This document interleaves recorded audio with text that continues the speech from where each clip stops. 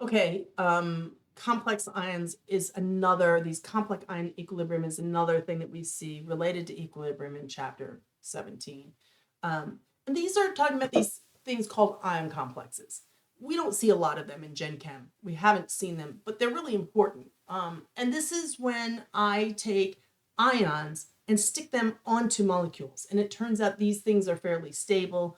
And they make really pretty colors typically. So it'll be some kind of molecule that has no charge, and I'd take a certain number of them and combine that with an ion or multiple ions with a certain charge. So all of the reactions, and you should be at least given the chemical formula of the product, of what the complex is. So all of these complexes will have a some ion, and there'll be X of them as a subscript. In parentheses, some molecule like water, or it could be, another chemical formula.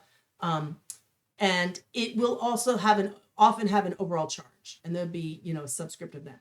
So if I know what the product is, and I know that it's ion sticking to a molecule, once I identify what is the ion and what is the molecule, and using the subscripts to determine how many ions combine with how many of the molecules, I can write this expression. Note that sometimes this is solid, in which case it won't appear in the final K expression.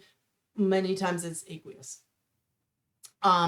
So they tend to have pretty high K values.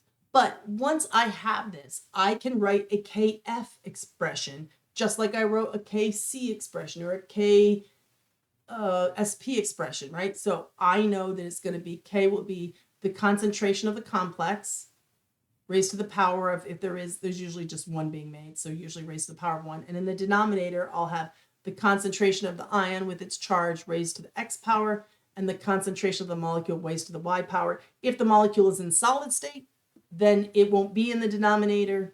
And from this, I can now calculate. So it's really just a special condition, but it's still the same equilibrium problem that we've seen before.